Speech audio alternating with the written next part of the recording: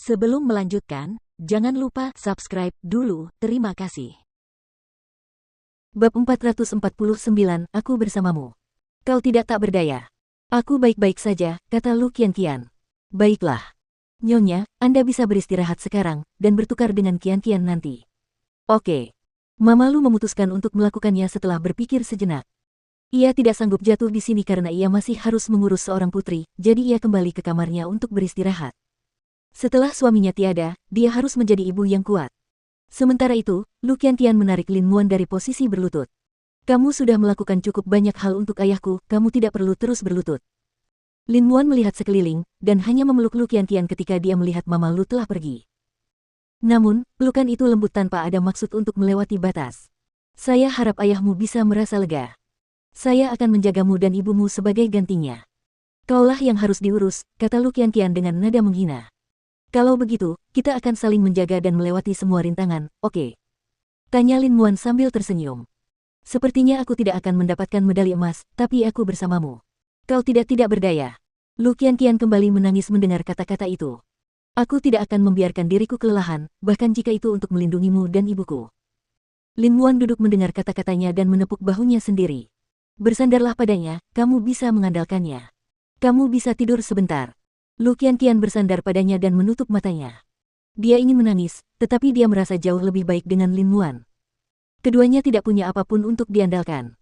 Mereka hanya bisa mendapatkan kehangatan dengan saling bergantung.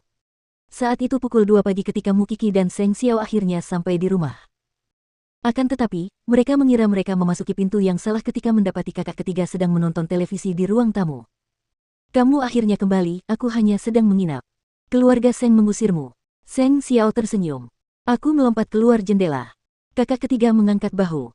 Seluruh keluarga sudah gila, entah itu kakak kedua atau lelaki tua itu, semua orang hidup di bawah bayang-bayangmu. Aku kabur karena aku benar-benar tidak tahan. Bukannya aku tidak bisa menawarkanmu tempat tinggal, tapi kamu harus bekerja dan membayarnya. Tentu saja, kalau begitu aku akan menjadi pengawalmu. Dengan gerakanmu itu. Seng Xiao tidak meremehkannya, tetapi Suce dapat memaksa kakak ketiga berlutut memohon belas kasihan hanya dengan satu tangan.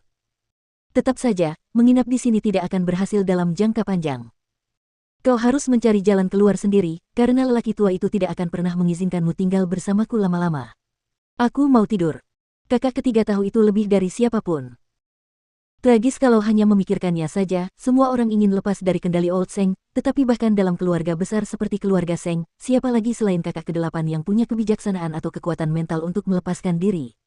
Bagaimana dengan Seng Kai? Dia terjebak dalam kabut dan tidak bisa melarikan diri. Keesokan paginya, Mu Qiki menyempatkan diri untuk mengunjungi Lu Qianqian sebelum berangkat ke sekolah. Ia menyadari bahwa dengan bantuan Lin Muan, Lu Qianqian tampak jauh lebih baik. Pada akhirnya, dia tidak membuat pilihan yang salah di sana. Aku sudah membawakan sarapan untukmu. Qianqian, beritahu aku atau Xiao Xiao jika ada yang bisa kami bantu. Jangan simpan sendiri di saat seperti ini. Lu Qianqian melirik pengawal yang berdiri di luar aula pemakaman dan tersenyum tipis pada Mu Qiki. Kami telah menerima niat baik putra mahkota. Jangan khawatir, aku tidak akan menghancurkan diri sendiri, sekarang pergilah ke kelas. Aku akan meneleponmu jika aku membutuhkanmu. Sebenarnya, para pengawal itu ada di sana untuk menghentikan Paman Lu Qianqian dan Lin Tua membuat masalah di sana. Lagi pula, akankah Lin Tua sanggup melihat cucunya sendiri sibuk mengurusi aula pemakaman orang lain? Oleh karena itu para pengawal itu berada di sini sebagai tindakan pencegahan. Beritahu aku kapan pemakaman Paman Lu akan dilakukan. Xiao Xiao dan aku akan datang mengantarnya. Baiklah. Lu Qianqian mengangguk. Sekarang masuklah. Dan setelah Lu Qianqian kembali ke dalam gedung, Lin Muan bergegas keluar. Xiaoqi, terima kasih telah memberitahuku hal ini, atau aku akan merasa menyesal dan kecewa. Kamu benar-benar tidak mengerti perasaanmu terhadap Qianqian, ya? Mu Qiki bertanya dengan tidak sabar. Tidak ada waktu untuk mengerti sekarang. Aku hanya tahu sekarang bahwa aku tidak tega melihatnya menangis, tinggallah bersamanya dan bantu dia. Mu Qiki tersenyum dan menggelengkan kepalanya. Setidaknya sekarang kamu menyukai seorang pria. Ucapnya sebelum pergi. Saat itulah Lin Muan melihat sebuah sedan putih terparkir di pinggir jalan. Lin Tua menurunkan kaca jendela untuk menatap cucunya, tetapi Lin Muan hanya bersikap seolah-olah tidak melihatnya. Dia hanya memberi instruksi kepada pengawal, awasi keadaan. Jangan biarkan siapapun membuat masalah. Tentu saja, Pak Tua Lin tidak akan jatuh sebegitu rendahnya hingga mengamuk di aula pemakaman. Namun, apakah seorang kakek seperti dia tidak akan marah karena cucunya sendiri ada di sana untuk mengurus pemakaman orang lain? Tetapi sekarang setelah pilar keluarga Lu runtuh dan golongan lain dalam keluarga besar mereka bersiap untuk pergi, dia akan menggunakan kesempatan ini untuk memaksa Lu Qianqian dan ibunya meninggalkan negara itu. Itulah hal terpenting saat ini. Menyetir. Lin Muan baru tenang ketika melihat mobil putih itu pergi, tetapi dia punya firasat kakeknya tidak akan menyerah begitu saja dan akan mencoba sesuatu dengan satu atau lain cara. Saat ini, keluarga Lu sedang dalam posisi rentan dengan segala cara yang mungkin, menawarkan segala macam keuntungan untuk diambil dari mereka. Dia harus berhati-hati dan menjaga agar Pepper kecil dan ibunya tetap aman. Bagaimanapun juga, Lu Qianqian bukanlah boneka yang bisa dipermainkan. Dia bisa melawan, dan meskipun dia belum punya pengalaman dalam mengelola perusahaan, dia telah menjalani pelatihan ekstensif sebagai penerus dan tidak sembarang orang bisa menjatuhkannya. Beberapa pertemuan langsung membawa keberuntungan, seperti Mu Qi dan Seng Xiao. Pertemuan lainnya penuh dengan pasang surut, di mana kedua orang harus berpegangan erat satu sama lain. Seperti Lu Qianqian dan Lin Muan. Setelah Lin Tua kembali ke rumah, dia segera menghubungi paman keluarga Lu untuk menjelaskan niatnya.